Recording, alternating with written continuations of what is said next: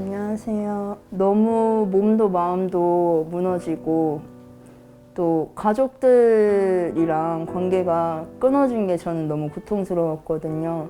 엄마가 아파도 약을 하느라 병원도 가지 못하고 아예 나중에는 이제 가족들이랑 인연을 끊게 됐었어요. 정말 온통 약밖에 없었어요. 제 인생에는 그때 그 순간에는. 그러다 보니까 나중에는 이제 이렇게 살면 뭐하나 이래서 안 좋은 선택을 했다가 다시 깨어난 후에 처음으로 든 생각이 한 번만 평범하게 살아보고 싶다였거든요. 회복하고자 열망하는 분들이 저는 마지막 보루라고 생각합니다. 그래서 우리가 3년째 사업을 하고 있는데 겉으로 보기에는 뭐 미미한 것 같지만은 한 사람이 천하보다 귀하잖아요. 우리가 이 사업을 통해서 지금 많은 열매들을 맺고 있거든요. 그래서 원래 사업이 끝나더라도 어떤 방법으로든지 간에 우리가 이 센터를 지속해야 되고 이 사업을 계속해야 된다고 믿습니다. 회복으로 살아낸 회복 속에 살아갈 이야기를 만나봅니다.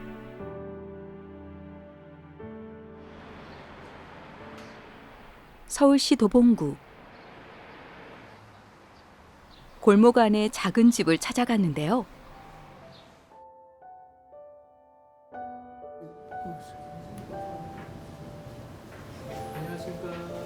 네, 어서 오세요.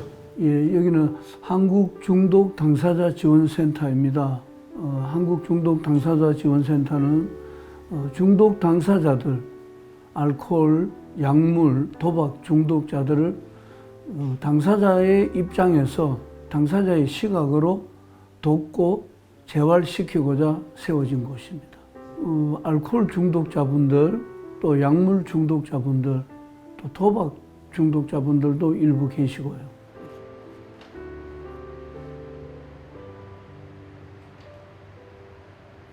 예, 부끄럽게도 제가 한 30여 년 이 중독으로 사람다운 삶을 살지 못했습니다. 그런데 하나님께서 저를 불쌍히 여기셔서 정말 극적인 은혜로 살려주셔가지고 그때부터 지금까지 그분들을 섬기고자 그렇게 세우게 된 곳입니다. 제가 생각할 때 이 중독의 문제는 어떤 사람의 의지의 문제가 아니고 하나님의 극적인 은혜가 아니면은 이 문제를 해결할 수 없다고 생각합니다.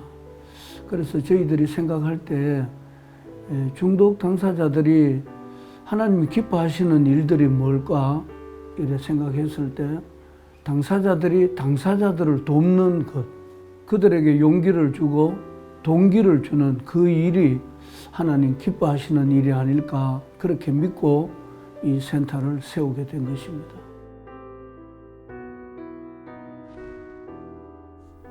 중독의 경험 속에 살려내신 하나님의 은혜에 감사하는 마음으로 이 길을 시작했습니다.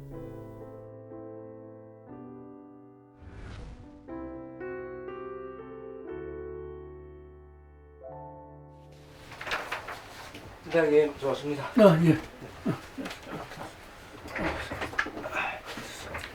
교육 잘 마쳤습니까? 네, 잘 다녀왔습니다. 예. 예, 우리 이동욱 집사님은요, 지금 우리 그 센터에서 직함은 사무국장이신데, 저는 이렇게 생각합니다. 사도 바울이 마게도냐 지방에서 빌립보에 갔을 때 루디아를 만났잖아요. 루디아 집사를 만나가지고 빌립보 교회가 개척이 되었거든요. 우리가 처음에 센터가 알코올 위주로 사업을 했었습니다. 그러다가 작년 후반기에 우리 집사님을 만났습니다. 정말 귀한 분을 만났어요. 그래가지고 이제 우리가 약물의 재활 사업을 우리 집사님을 선두로 해가지고 지금까지 하게 됐습니다. 이미 일상 깊숙한 곳까지 침투한 중독의 영역. 중독자들을 살리기 위해서는 지식으로 안 됩니다. 제가 교도소 사역을 좀 많이 하는데 거기 저보다 더 많이 배운 사람들이 많습니다. 석사 박사들이 중독이 되어서 있어요. 그 사람들이 거기서 공부를 해요. 1년, 2년 수감 생활을 하면서 지식적으로 내가 뭐가 문제가 있는 거지? 의학적으로, 정신분석학적으로 막 공부를 하거든요. 그런데 나와서 회복이 안 되고 계속 교도소를 들락날락해요.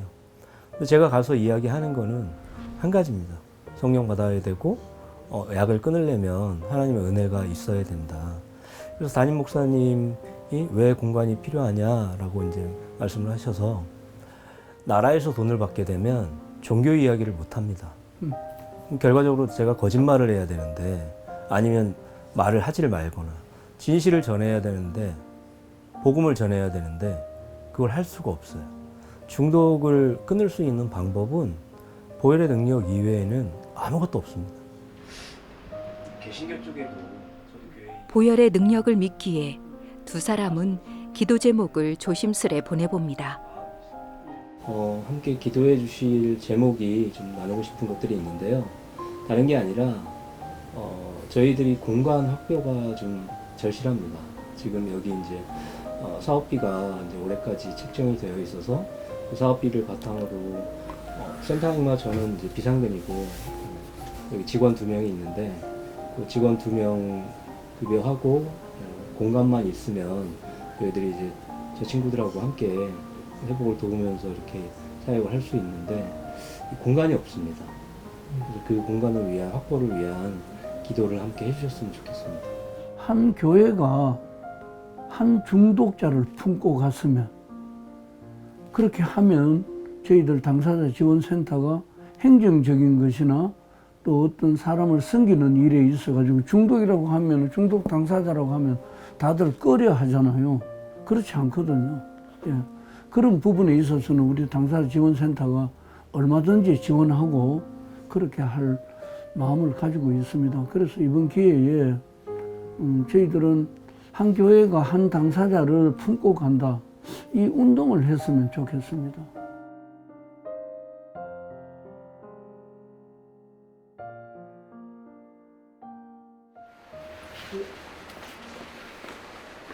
여기 들으시나?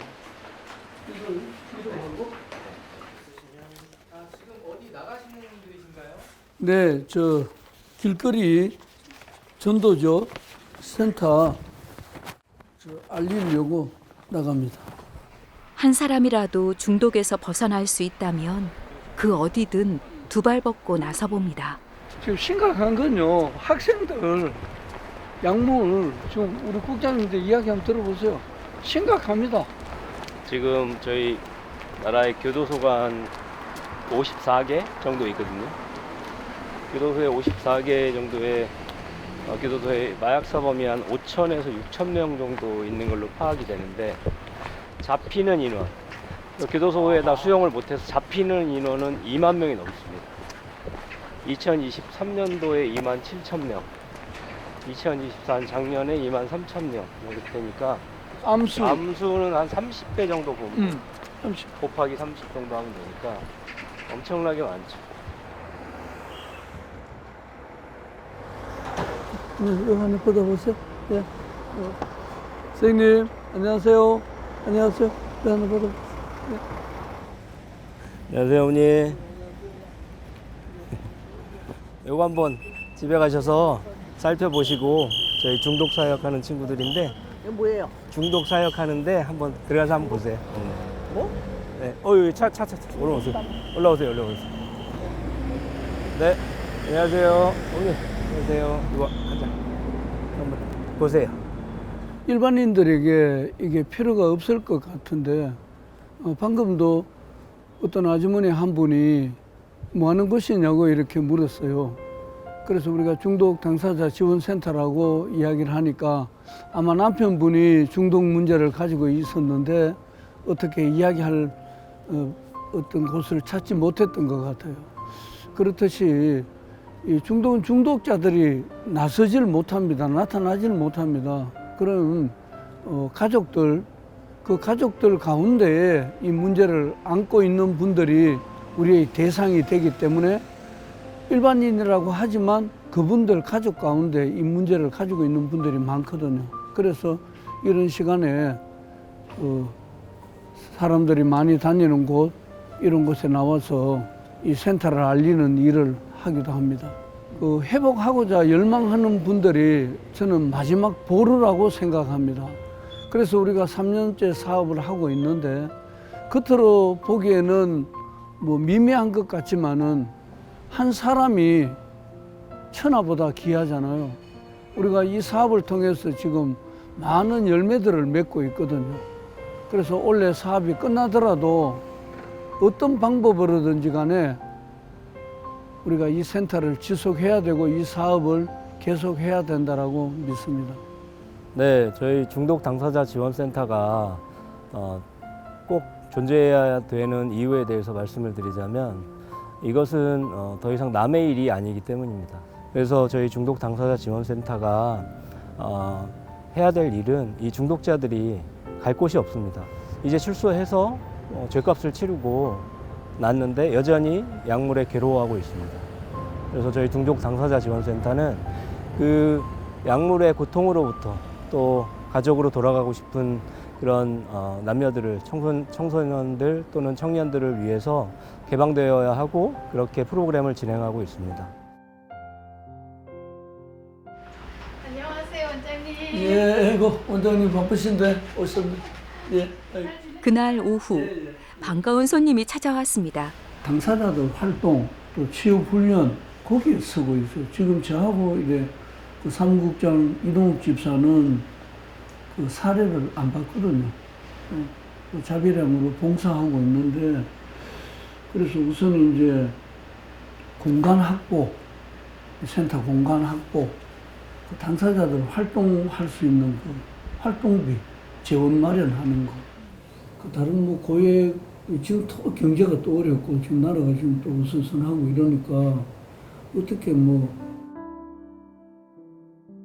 오랜만에 만나서인지 어려운 마음을 털어놓는 김 센터장. 중독을 왜 지원해야 되냐라는 부분에 있어서는 사실 그런 질문 자체가 이상한 것 같아요. 당연히 해야지 되는 거고, 근데 왜 당연한가 하면 중독 문제를 갖고 계신 분들도 우리와 같은 사람이고 우리 가족이거든요. 제가 이제 내동아세상이라는 그 중독 재활 시설에서 시설장으로 일을 하고 또 여기 당사자 지원센터에서 이분들에 대한 지원을 이제 도우면서 가장 얻게 되는 부분들은 우리는 그 중독 문제를 갖고 계신 분들이 중독 상태에 있을 때의 모습만을 보고 안 된다, 이 사람들은. 그리고 문제만 많은 사람들이다라고 생각을 하시거든요.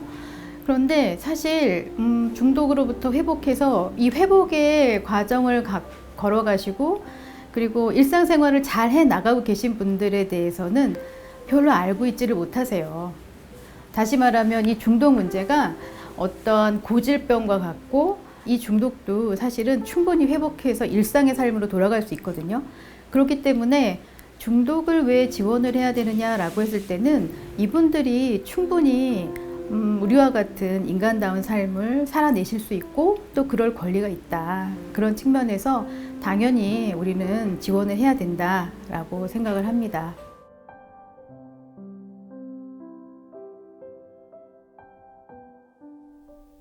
다음 날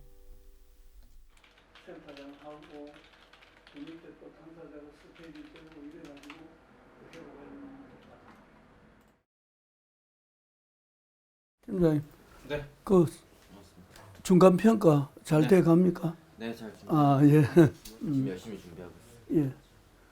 예. 여기 우리 센터 처음 초기 설립할 때 청소부터 시작해가지고 23년 당사자 활동가 1기 수료하시고 지금 사회복지 전공 지금 3년차 원래 3년차 회복 잘 하고 계십니다. 첫 열매입니다. 그저 당사자 활동가를 넘어서 아직 이제 젊고 이 머리가 되니까 박사 과정까지 전문가 과정까지 다 해가지고 우리가 기도할 테니까 박사해서 정말 당사자들을 그저 믿음으로 접근하는 것이 아니고 전문가적인 입장에서도 접근해보고 그렇게 한번 해보자라고 응원하고 있습니다. 그때 참 제가 제 존재를 스스로 느끼지 못하고 주변의 사랑을 참 느끼지 못했던 것 같습니다. 그래서 일상생활을 하기 위해서 그 약물들이 필요했었어서 사람을 제대로 보고 얘기하기 위해선 약물들이 필요했습니다. 그때는 정말 왜 그랬는지 잘 모르겠어요. 저도 지금 생각하면. 센터와 이제 연결되기 시작하면서 다른 회복자 선생님들과 대화할 기회도 많아졌고, 특히 그리고 이제 실질적인 지원이라고 해야 될까요? 사실은 제가 소득이 없었던 적이 꽤 긴데, 이제 당사자 지원센터에서 어느 일정 금액을 뭐 지원해 주시고 그런 사업들을 해 주셔가지고 제가 다시 이제 사회로 가는 걸음마라고 해야 될까요? 그 부분에서 도움을 참 많이 받았습니다. 주변에 저를 사랑해 주시고 지지해 주시는 많은 분들의 기도와 사랑으로 이렇게 회복하게 됐는데, 저는 이제 제가 받은 그 사랑, 은혜를 다른 분들에게 전달하는 게 제 남은 인생의 의무라고 생각하거든요. 그것이 이제 하나님이 주신 그 은혜에 제가 보답하는 길이라고 생각하는데,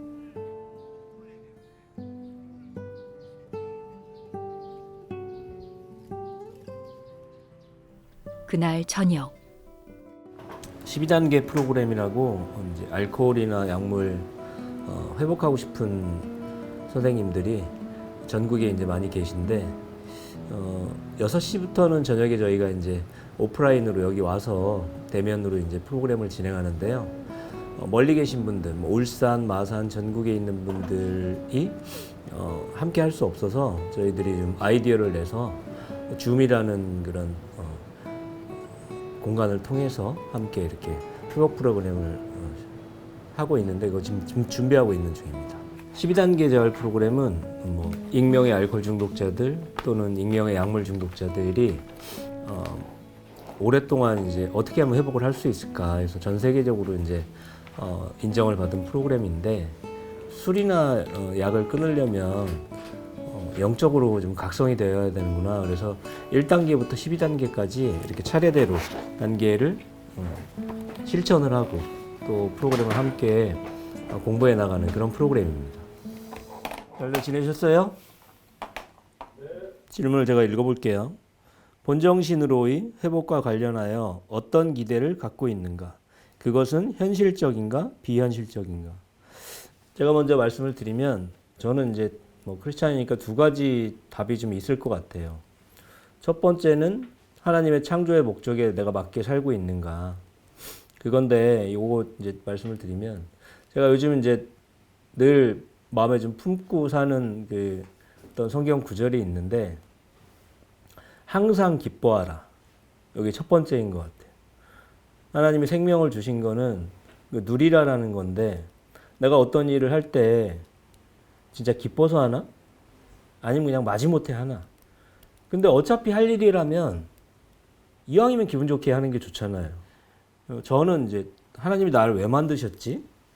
그러니까 신이 그런 기대를 좀 가지고 있는 것 같아요. 그래서 그거를 좀 찾고 있는 부분이 있는데, 살고 싶어서 하나님께 달려온 사람들이 마음 편히 쉴 수 있는 곳, 그곳이 한국 중독 당사자 지원센터입니다.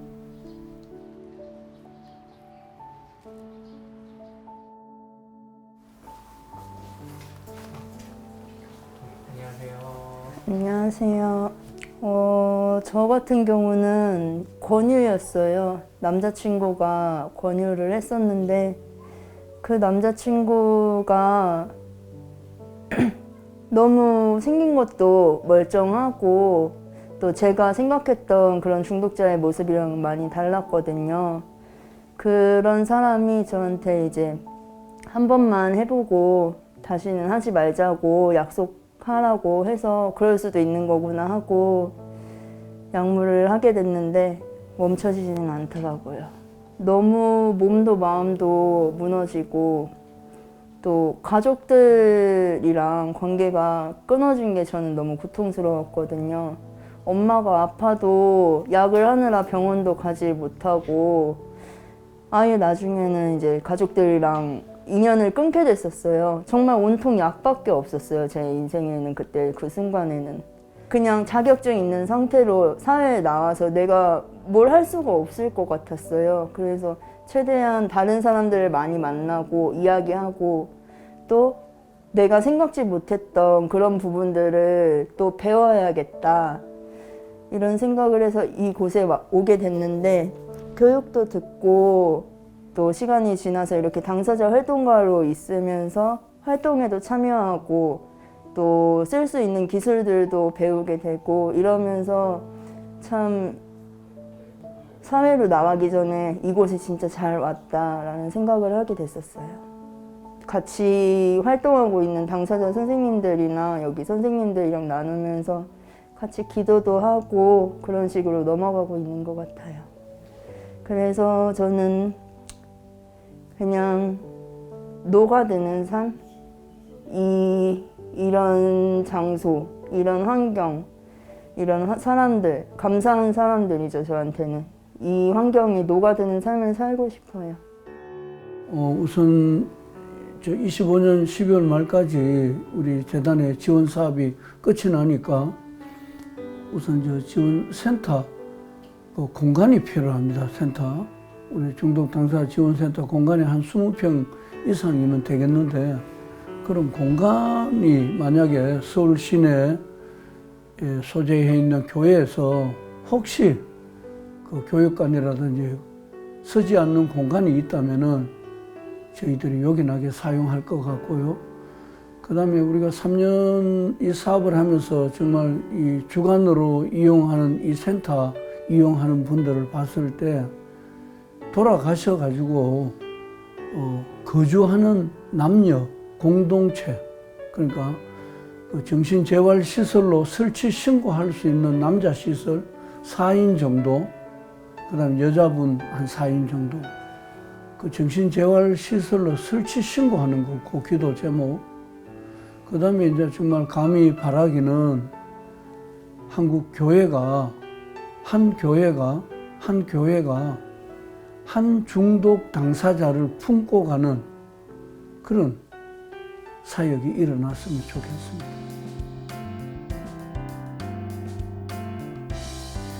다른 어느 곳보다도 이곳이 하나님의 국률이 필요한 곳이기에 이 시간 국내의 중독자들을 위해 우리가 기도하길 원합니다.